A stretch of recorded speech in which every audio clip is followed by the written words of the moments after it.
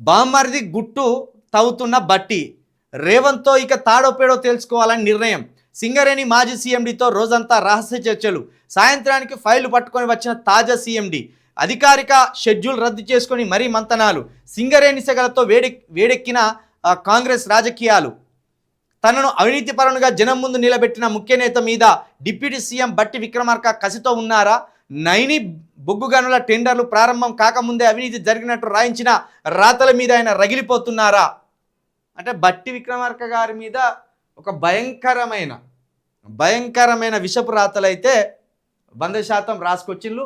అంతేకాదు డే 1 నుండే ప్రభుత్వం ఏర్పడినప్పటి నుండే బట్టి విక్రమార్క గారికి ఎక్కడ కూడా మైలేజ్ రాకుండా చాలా పద్ధతిగా ప్లాన్ చేసింది. మరి ఇది ఎవరు చేసింది అనేది సర్కార్లో ఉన్న వాళ్ళకే తెలవాలి, బట్టి విక్రమార్క గారికి తెలవాలి. ఎందుకంటే బట్టి విక్రమార్క గారి ఛాంబర్ ముందట కాంట్రాక్టర్లు ఎప్పుడైతే నిరాహార దీక్ష చేసి ధర్నాలు చేసిందో అప్పుడే ఈ బట్టి విక్రమార్క గారి మీద దుమ్మెత్తి పోసే కార్యక్రమానికి శ్రీకారం చుట్టింది. అయితే ఇప్పుడు ఇదంతా బట్టి గారు చాలా లేటుగా ఆలస్యంగా మేల్కొన్నారు.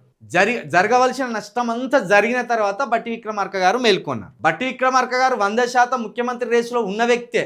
కానీ రేవంత్ రెడ్డి గారు స్ట్రాంగ్ అయ్యేదాకా వీళ్ళు ఇడిచిపెట్టారు. ఇప్పుడు రేవంత్ రెడ్డి గారు ఫుల్ స్ట్రాంగ్ అయిపోయిందిగా. ఆయనను బట్టి విక్రమార్క గారు కావచ్చు, కాంగ్రెస్లో ఉన్న ఎవరైనా కూడా జరిపే వీలు లేనంతగా స్ట్రాంగ్ అయిపోయింది ఆయన. సేమ్ కేసీఆర్ గారి స్ట్రాటజీనే రేవంత్ రెడ్డి గారు అప్లై చేస్తున్నారనేది కూడా రాజకీయ వర్గాల్లో వినిపిస్తున్నది. వచ్చే ఎలక్షన్ నాటికి ఒక 60 మందికి తన టీముగా ఒక 60 మందికి టికెట్లు ఇచ్చి ఆ 60 మందికి కూడా డబ్బులు పెట్టుకోవడానికి రేవంత్ రెడ్డి గారు సిద్ధం అవుతున్నారనే ఒక సమాచారం కూడా బయట మాట్లాడుకుంటున్నారు. మరి ఇక అంత దూరం దాకా రేవంత్ రెడ్డి గారు పోయేదాకా చూసిందంటే ఖచ్చితంగా వీళ్ళ వైఫల్యం అనే చెప్పాలి. ఇప్పుడు బొమ్మర్ది గుట్టు దవ్వినా, బావ గుట్టు దవ్వినా, ఎవరు గుట్టు దవ్వినా అద్భుతంగా అధిష్టానాన్ని మేనేజ్ చేసే శక్తి రేవంత్ రెడ్డి గారు సంపాదించుకున్నారు. ఇప్పుడు రేవంత్ రెడ్డి గారికి అధిష్టానానికి మధ్య గ్యాప్ లేకుండా అయిపోయింది. రేవంత్ రెడ్డి గారు చెప్పింది అధిష్టానం నమ్ముతుందట, అధిష్టానం రేవంత్ రెడ్డి గారిని నమ్ముతుందట. ఇప్పుడు వీళ్ళు ఎవరిని నమ్మే పరిస్థితిలో లేదట. ఒకవేళ వీళ్ళు అన్నట్టు 5 నెలల్లో 6 నెలలను రేవంత్ రెడ్డి గారు దిగిపోతారు, రేవంత్ రెడ్డి గారిని పక్కన పెడతారంటే రేవంత్ రెడ్డి గారిని పక్కన పెట్టిన మరుక్షణం నెక్స్ట్ వచ్చేది ఖచ్చితంగా బీఆర్ఎస్ ప్రభుత్వం. రేవంత్ రెడ్డి గారిని పక్కన పెడితే 100కు 100% కాంగ్రెస్ ప్రభుత్వాన్ని పడగొట్టడానికి పెద్ద విషయమే కాదుగా. చాలా తేలికైన పని అది. వెన్నెతో పెట్టిన విద్య లెక్క అయిపోతుంది. రేవంత్ రెడ్డే బీఆర్ఎస్కు కాంగ్రెస్కు మధ్యలో ఒక కొరకరాని కొయ్యగా నిలబడ్డాడు కాబట్టి ఇప్పటి వరకు కాంగ్రెస్ పార్టీ నెట్టుకొస్తాను.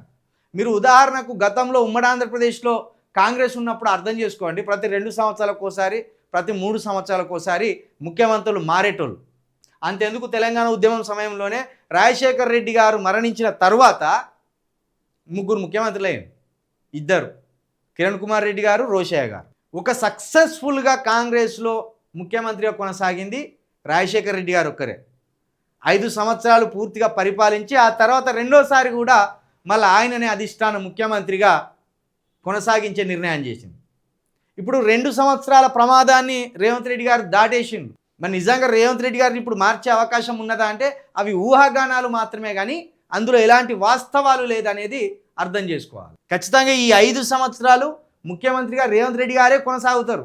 ఇంకా ఆయన నసీబు మంచిగా ఉంటే, ఇంకా ఆయన వ్యూహాలు అద్భుతంగా ఉంటే, ఈ కేటీఆర్నో హరీష్ రావునో వీళ్ళనో ఏదో విధంగా ముప్పు తిప్పలు పెట్టి అనుకోని విధంగా వీళ్ళు జైల్లో పడితే ఇక ఇంకా రేవంత్ రెడ్డి గారికి అడ్డు ఉండదు, అదుపు ఉండదు.